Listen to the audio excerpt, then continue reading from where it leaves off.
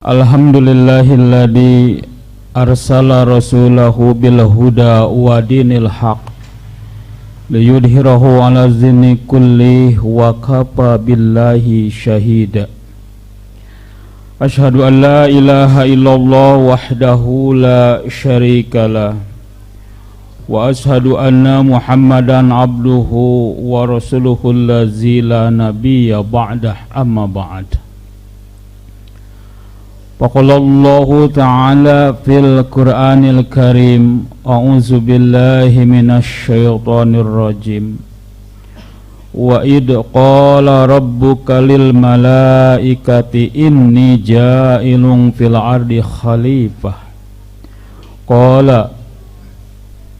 Qala ataj'alu fiha ma yufsidu fiha wa yasfikud dima wa nahnu nusabbihu bihamdika wa nuqaddisu lak.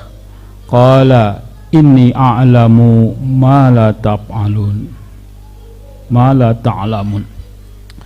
Ibu sekalian, tentunya pada saat ini kita masih diberikan oleh Allah Subhanahu wa taala berbagai macam kenikmatan, yang mana sebagai orang-orang yang beriman kita mafhum, paham dan tahu diri bahwa apapun yang Allah anugerahkan untuk kita itu wajib kita syukuri.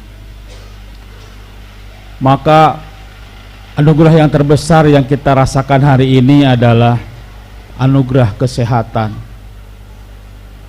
Dengan kesehatan ini kita bisa melaksanakan aktivitas kehidupan, baik yang berupa ritual ibadah atau non ibadah.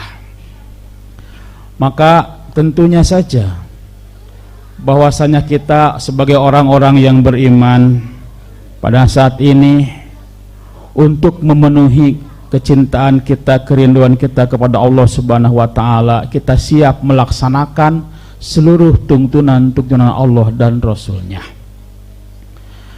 Maka materi yang akan saya sampaikan pada saat ini adalah tentang dekadensi moral atau keruksakan akhlak. Ibu sekalian, tatkala dalam sebuah majelis taklim yang dimana Rasulullah Sallallahu Alaihi Wasallam dengan para sahabatnya, beliau biasa memberikan tausiah, memberikan nasihat-nasihat kepada para sahabat agar para sahabat memiliki loyalitas, memiliki dedikasi, memiliki tanggung jawab terhadap lillahi kalimatillah. Maka dalam sebuah majelis taklim Rasul bersabda, Bismillahirrahmanirrahim, hisolun homsun inibtulitum bihinna wa nazalna bikum a'udzubillahi an tudrikuhunna lam tadharil pahisatu fi qaumin qattun hatta yulinu biha illa pasapihimul auja'ullati lam takun fi aslapihim. Ibu sekalian, ini di sini cukup panjang ya, tapi mudah-mudahan waktunya cukup. Tadi bahwasanya ketika Allah Subhanahu wa taala berfirman dalam Al-Baqarah 30, yang masih pendek ini, di mana di situ Allah menyatakan atau memproklamirkan atau mengumumkan bahwasanya Allah akan membuat atau menjadikan seorang khalifah untuk mengatur, memanage dalam kehidupan dunia ini atau mengurus dunia ini. Maka terjadi dialog antara Allah dengan para malaikat pada waktu itu. Qalu, malaikat berkata, ya Rob, ataj'alu fiha, kenapa engkau menjadikan mereka, menjadikan manusia, di mana manusia itu punya karakteristik, punya sikap, suka mayub sidupiha, suka saling keluarkan darah, kekerasan demi kekerasan, pembunuhan demi pembunuhan, begitu. Bapak sekalian, hari ini kita merasa bahwasanya nilai-nilai atau tingkat-tingkat kriminalitas semakin meningkat. Ya. Apa yang terjadi? Ya. Tadi Rasulullah SAW telah menggambarkan bahwasanya tatkala dalam sebuah kancah kehidupan, nuansa-nuansa ilahiyah, nuansa-nuansa agama, nilai-nilai keimanan tidak ada dalam jiwa seorang manusia, maka bisa dipastikan seorang manusia tersebut berperilaku seperti binatang, bahkan lebih keji, lebih sadis daripada binatang. Kita hari ini banyak tercengang ya, mendengar, melihat dan menyaksikan kejadian-kejadian.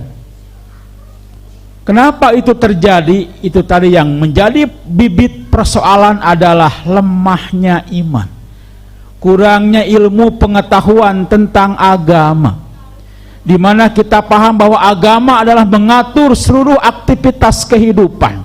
Agama mengatur seluruh karakteristik perilaku-perilaku manusia agar kembali kepada fitrah insaniyah atau kepada fitrah kemanusiaannya. Maka tadi Rasulullah SAW sampaikan, ya ma'syarul muhajirin, wahai kalian orang-orang muhajirin atau orang-orang yang telah berhijrah, hisolun homsun, ada 5 perkara, ini tulitum bihina, andai kata yang 5 perkara itu menimpa kepada kalian, antudrikuhunna wa najalna bikum a'udzu billahi antudrikuhunna, maka aku akan berlindung kepada Allah agar tidak terkena dampak negatif daripada yang 5 perkara itu. Apa saja sih? Maka Nabi meneruskan, lam tadharil fahisatu fi qaumin qattun hatta yulinu biha. Ya. Lam tadharil fahisyah, andai kata dalam sebuah kehidupan, dalam sebuah kancah kehidupan manusia terjadi fahisyah, terjadi perjinahan, kemudian mereka melakukannya dengan tidak malu-malu, dengan tidak ragu-ragu, ya, maka Allah pun akan menurunkan bala bencana yang tidak pernah terpikirkan oleh mereka sebelumnya. Ibu sekalian, yang namanya fahisyah, ya, yang namanya perjinahan sekarang kita lihat begitu masif, ya. Hari ini kita melihat, menyaksikan, baik melalui medsos, ya, melalui apa saja. Bahkan yang lebih mengerikan sekarang, di kita banyak sekali kasus-kasus LGBT. Kemarin saja polisi menggerebek sebuah hotel di Jakarta, ya, kaum gay yang sedang melakukan aktivitasnya. Ini merupakan gambaran bahwasanya bagaimana moralitas sebagai warga bangsa kita, bagaimana terjadinya dekadensi moral, terjadinya keruksakan akhlak, keruksakan mentalitas seorang manusia mengikuti syahwat dan hawa nafsunya. Ini bisa dipastikan gara-gara iman tidak ada, iman kering kerontang dalam jiwa. Teman-teman sekalian, bahwa keimanan merupakan modal, ya, modal yang sangat mendasar dalam berperilaku seorang manusia. Tatkala imannya kuat menghujam dalam jiwa, maka seseorang bisa dipastikan akan berperilaku akan sesuai tuntunan Allah dan Rasulnya, sebab iman adalah membingkai seluruh aktivitas kehidupannya. Dia akan punya rasa malu, dia akan punya rasa risih ketika melakukan hal-hal yang mengundang azab dan murka Allah. Maka tadi, ya, malaikat tatkala berbicara kepada Allah, ya Allah, kenapa engkau menjadikan manusia? Bukankah mereka itu suka saling meneteskan darah, saling membunuh, saling melakukan kekerasan? Bukankah kami semua ini suka memasucikan engkau, ya Allah?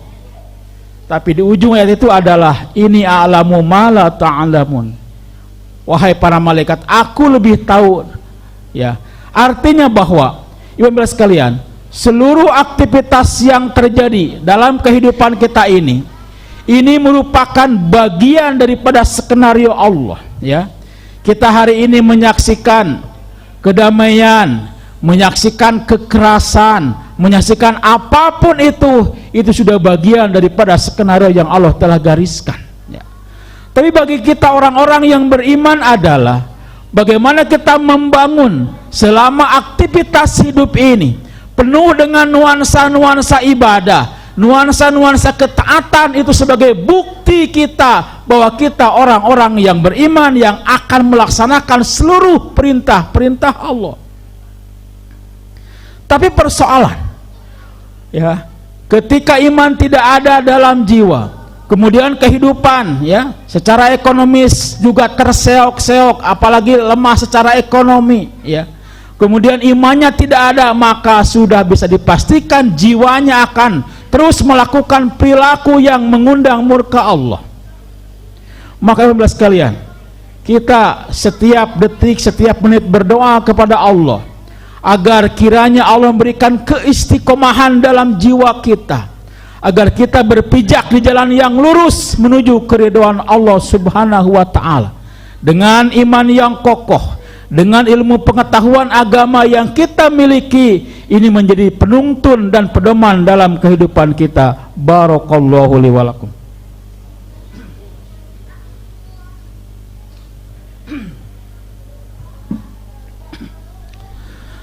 Alhamdulillahilladzi anzala sakinata fi qulubil mu'minin liyajdadu imanan ma'a imanihim walillahi junudus samawati wal ar wa kanallahu aliman hakima.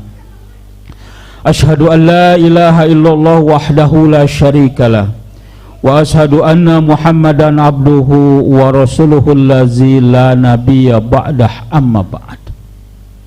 Ibu sekalian, ya, maka fungsi iman yang bersandar dalam jiwa kita ini merupakan benteng yang kokoh untuk diri kita dan keluarga kita, ya. Sebab hanya dengan iman tersebut, ya, kita bisa memilih, ya. Kemudian kita bisa membangun ketaatan ibadah kepada Allah Subhanahu wa Ta'ala, ya. Kemudian orang-orang yang beriman adalah orang-orang yang bertanggung jawab untuk diri, keluarga dan lingkungannya, ya. Kenapa? Sebab orang-orang yang beriman dituntut untuk berdakwah, menyampaikan nilai-nilai kebenaran, menyampaikan nilai-nilai ilahiyah sesuai dengan kapasitas kemampuannya. Sebab tatkala orang-orang yang beriman, dia melihat, dia menyaksikan di depan matanya ada kemungkaran-kemungkaran, kemudian dia tidak berbuat apa-apa, maka Rasulullah SAW memvonis itu dia adalah syaitanu akhros, begitu. Setan yang sangat lemah, setan yang bisu, begitu. Ibu sekalian, dengan ini kita bisa menjelaskan, ya. Dengan ini jelas bahwasanya orang-orang yang beriman itu menjadi permata, menjadi emas dalam sebuah kancah kehidupan di masyarakat, ya. Dia berperilakunya yang sangat arif dan bijaksana, melaksanakan tuntunan Allah, melaksanakan hubungan baik dengan Allah, juga hubungan baik dengan sesama manusia, ya. Tapi tatkala iman tidak ada, itu tadi bisa dipastikan kejahatan, kriminalitas akan bergolak, akan terus berpacu, akan terus terjadi dalam kancah kehidupan kita. Maka beruntunglah kita orang-orang yang beriman, ya. Kita terus melaksanakan seluruh perintah-perintah Allah, dan kita komitmen untuk menjauhi apa-apa yang dilarang oleh Allah Subhanahu wa Ta'ala, sebab kita yakin itu untuk masa depan kita di akhirat. Tatkala kita melaksanakan seluruh perintah-perintah Allah, bahwa itu merupakan investasi kita, itu merupakan modal kita, itu merupakan tanaman kita yang besok atau lusa akan kita tuai hasilnya. Maka dengan kita melaksanakan amal-amal ibadah hari ini, baik infak, zakat, sedekah ataupun ibadah yang lainnya, itu bukti investasi kita agar besok atau lusa, kelak di kemudian hari, di kehidupan akhirat, kita akan meraih hasilnya. Jadi teman-teman sekalian, kembali, ya, bahwa untuk menjawab tatanan moral, untuk menjawab dekadensi moral, maka kita harus melaksanakan pembinaan untuk diri kita melalui majelis-majelis taklim, Pembinaan keluarga kita melalui kita, orang tuanya mendidik mereka, mengarahkan mereka agar berperilaku baik sesuai dengan tuntunan Allah dan Rasulnya. Maka mudah-mudahan ini materi walaupun pendek ya, bisa bermanfaat khusus bagi diri saya bagi teman sekalian. Jadi kesimpulannya adalah yuk kita bangun iman kita dengan kokoh dalam jiwa, kemudian kita melaksanakan seluruh aktivitas ibadah, dan semoga ibadah itu menjadikan investasi untuk kita untuk kehidupan kelak di akhirat. Akhir kata, Allahumma arinal haqqan haqqan warzuqna ijtiba'a wa arinal batilan batila warzuqna ijtinaba. Rabbana hablana min azwajina wa dzurriyyatina qurrata ayunin waj'alna lil muttaqina imama. Rabbana atina fid dunya hasanah wa fil akhirati hasanah wa qina azabannar. Aqulu qouli hada wa astaghfirullah li wa lakum. Wassalamu alaikum warahmatullahi wabarakatuh.